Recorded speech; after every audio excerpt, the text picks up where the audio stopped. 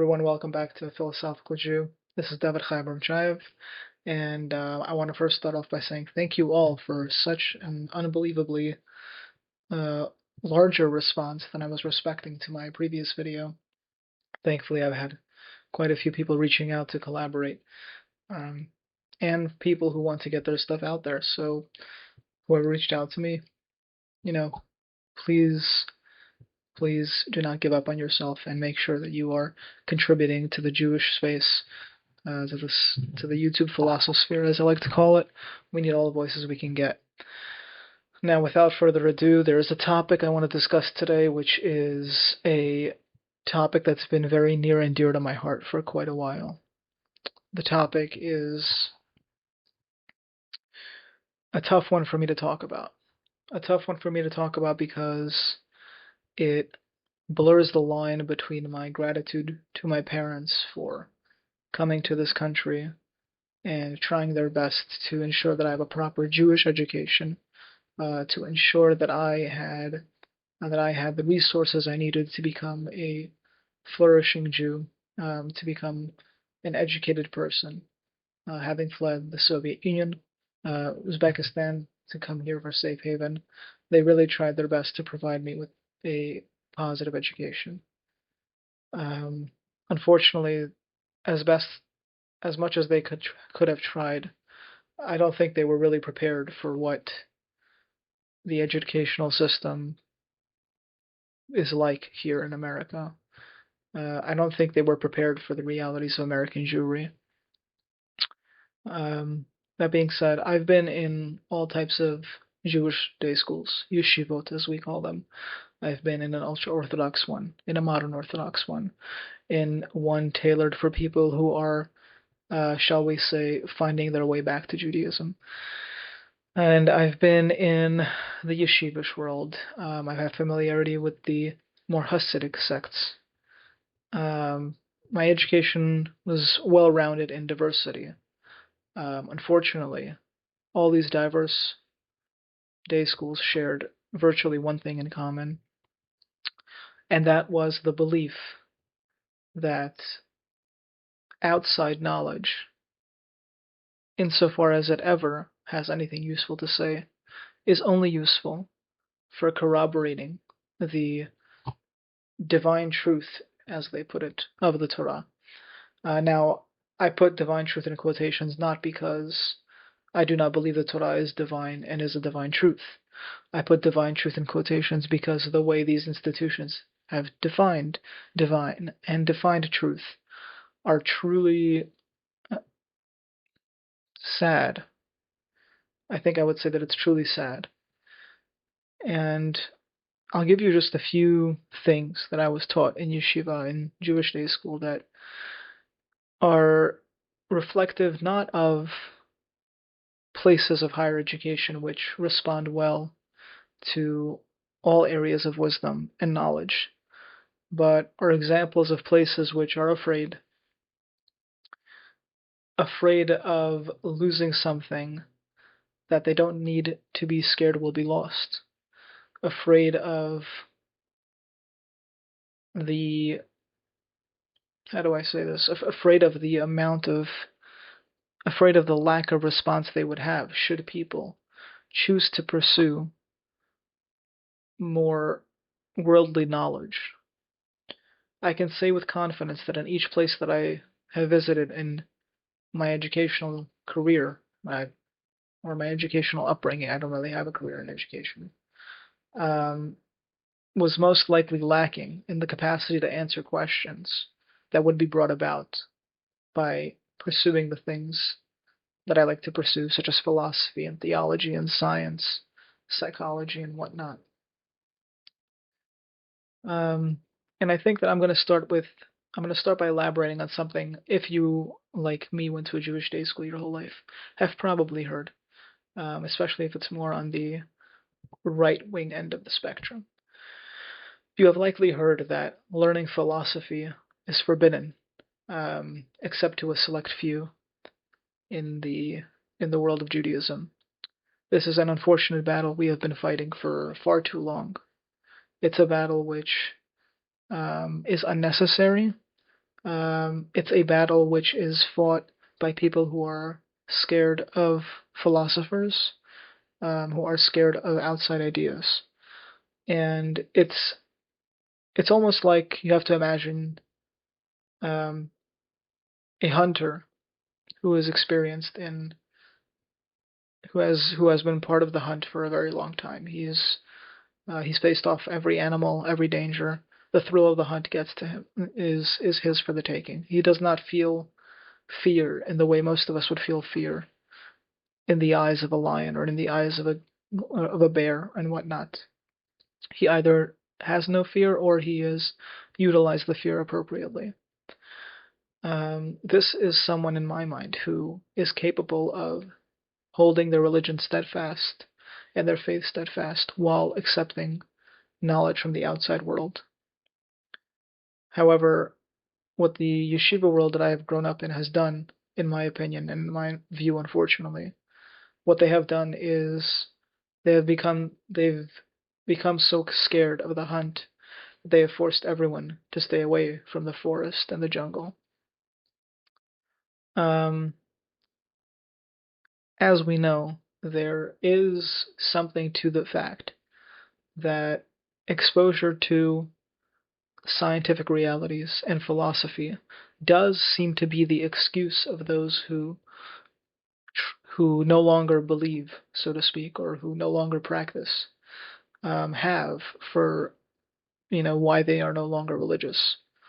The dubious premises aside from that type of logic, I think it's clear that if the educators in the systems in which we are taught had the ability and the capacity to understand this worldly knowledge, to understand philosophy, to really get into the problems of theodicy, to get into the science of creation and the science of astronomy, of cosmology, all these sciences, and to see what our Chachamim, what our sages said about them, this problem would be far less far-reaching, in my opinion. We would not have an entire group of educators who are too scared to quote-unquote answer questions about the science because they might not be familiar with the science.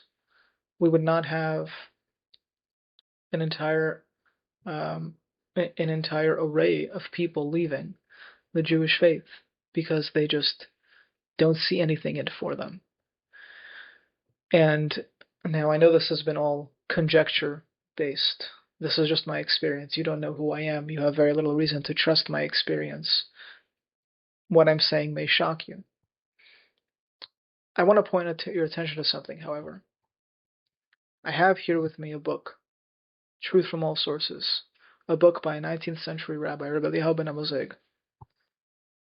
He's an Italian rabbi who was attacked from many sides for his multifaceted, polymath-esque breadth of knowledge, attacked from all sides for incorporating biblical criticism into his scholarly and into his biblical commentary.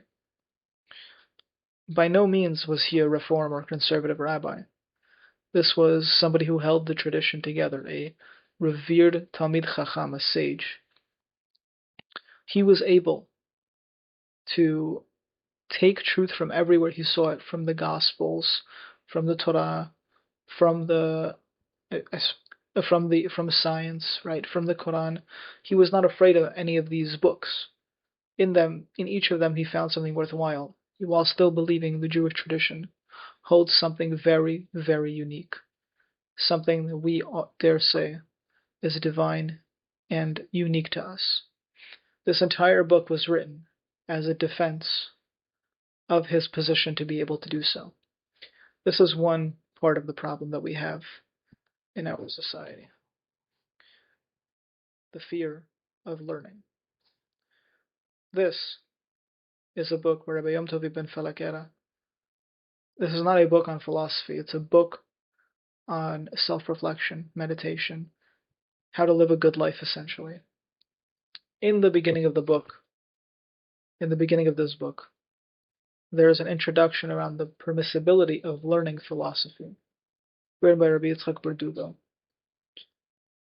which shows the fact that we need to have an introduction about the permissibility of learning philosophy baffles me.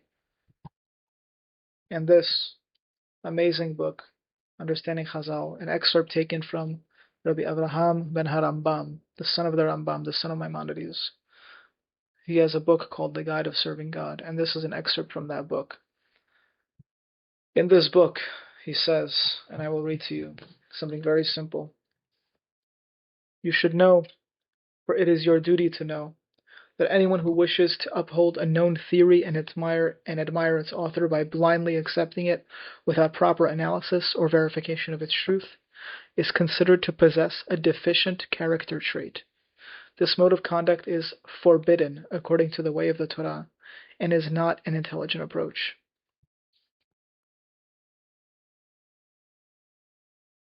This is a most vital paragraph for us Jews to remember today. Today, when I grew up questioning rabbis, especially of earlier times, especially the quote-unquote great rabbis of the time, even in the spirit of genuine curiosity, not in the spirit of brazenness or in the spirit of disrespect, out of genuine curiosity, questioning these people was not allowed. Now, maybe you can ask a surface level question. Maybe you can give one or two questions. But if you want to dig into something, that was frowned upon. And God forbid you say some of them was wrong. Everybody, according to this warped way we have of viewing Jewish thought, everyone is somehow correct. Now, there is a place for such a theory, but it's not the way that most people use it. You may think, why is he going on about this for so long? And I will tell you why. Because as Jews, it is unbelievable to imagine that we who profess the revelation of monotheism, that we who profess to be God's selected people from among the peoples in order to enact his will in the unique way that we do. Again, the concept of art, does that make us better than anyone else? Obviously not. That's not what I'm trying to get at here. But to be a nation that claims such a claim while rejecting the rest of the world is a paradox.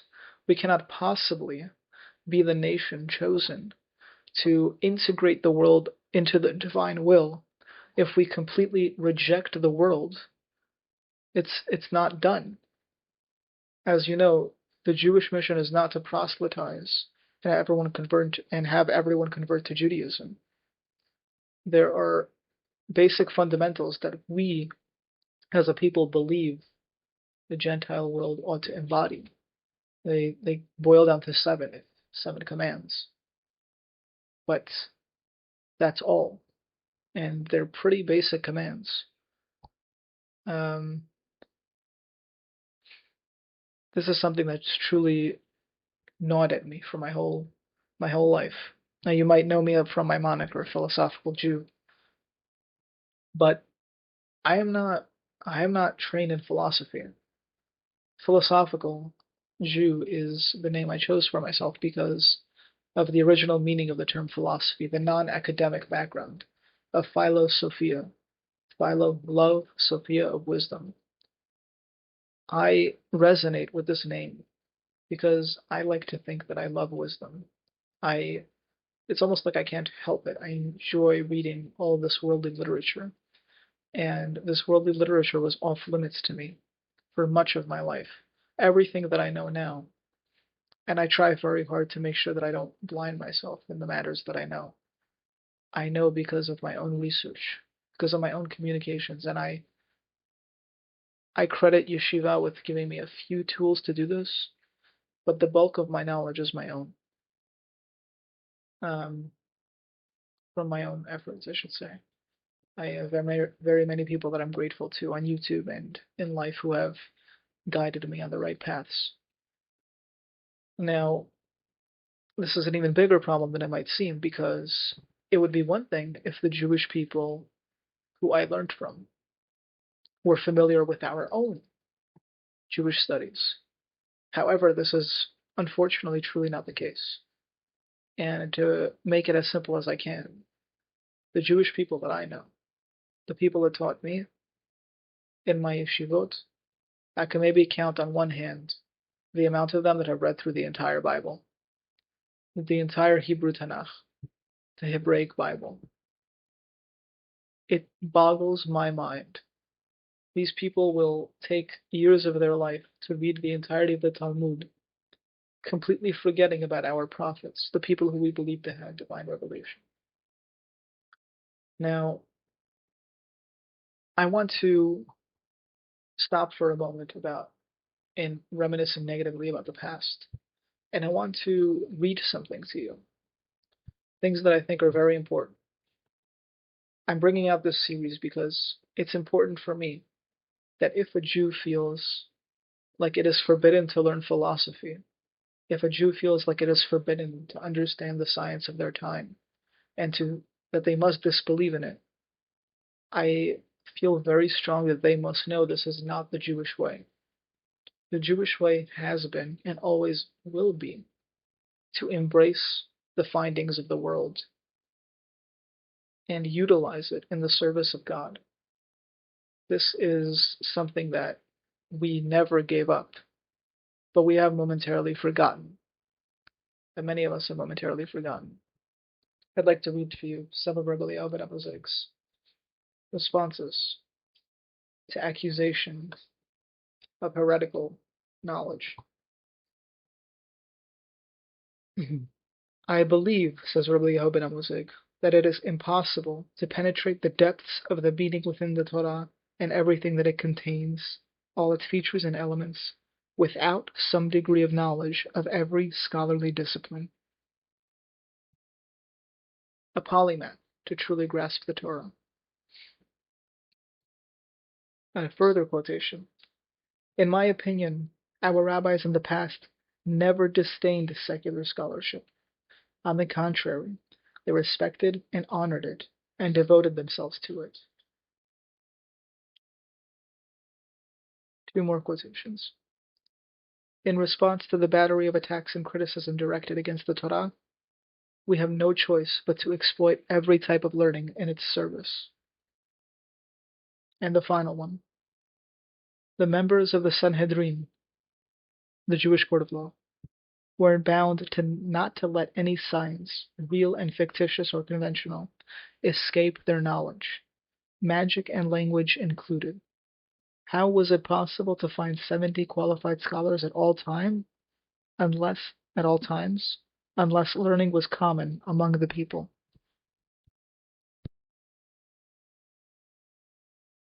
If you should ever feel as though your pursuit of philosophy and your pursuit of worldly wisdom is taboo, be reminded that there is no such thing as a taboo regarding wisdom.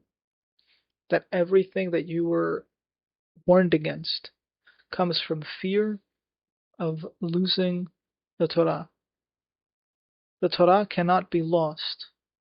Your faith to God cannot be lost if you can hold it steadfast in your hand. Don't let people tell you that you are not capable of thinking for yourself. Do not let people tell you that you are not capable of being exposed to things outside the books that you are allowed to read, lest you lose yourself and your connection to your people. This is the belief of people who feel their Judaism is loose, who do not feel secure in their relationship to God. If you trust yourself, as you should, for you are a person endowed with chokhmah, with wisdom, you are a person endowed with da'at, with knowledge, and you are a person endowed with the capacity to hold yourself strong through tough situations. If you can believe in yourself to accomplish the things that you've accomplished in life and the goals which you've set for yourself in the future, I believe you can believe in yourself to expose yourself to the wisdom of the world, to learn it, to be engrossed in it, to be engrossed in whatever interests you, and use it in the service of Torah. I think the perfect example of this, and this is just off the top of my mind, Um, a friend of mine, Benji Koren, has a podcast, The Judaism Demystified. On it, he had someone who wrote a book on architecture and the Torah as an architect. What an unbelievable pursuit. From architecture to zoology, you can find anything in the Torah. You can enhance the Torah with all these disciplines.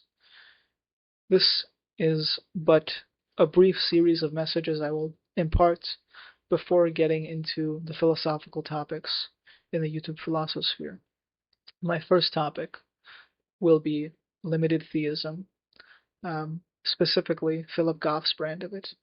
I think it's an interesting topic. We will discuss whether there is capacity for God to have limited power as opposed to unlimited power, what the implications of that are, rejections, arguments for, and the ultimate conclusion of what is Judaism's position, what is my position, and hopefully that will be enjoyable for you. Until then, I'll see you next time, and I hope that nobody ever takes away from you your desire to learn, and through learning enhance your relationship to the Torah. I know this was primarily a message for the Jewish people. My goal is to create more broader messages for the Jewish and non-Jewish world, to integrate the two, and I will be doing that shortly. But this, I feel, is important to get out there so that people can feel like they are, quote-unquote, safe to do this, and encouraged to. I wish you all a great week, and I will see you next time. Hello, and thank you so much for tuning in to The Philosophical Jew. If you enjoyed this episode, please like, share, and subscribe. I have spent many months creating Philosophical Jew, but nearly a decade preparing for it. In addition to the Philosophical Jew podcast, there is also a Substack. The Substack is a platform I use to write on various topics in Jewish and regular thought in the world, topics such as philosophy and theology primarily.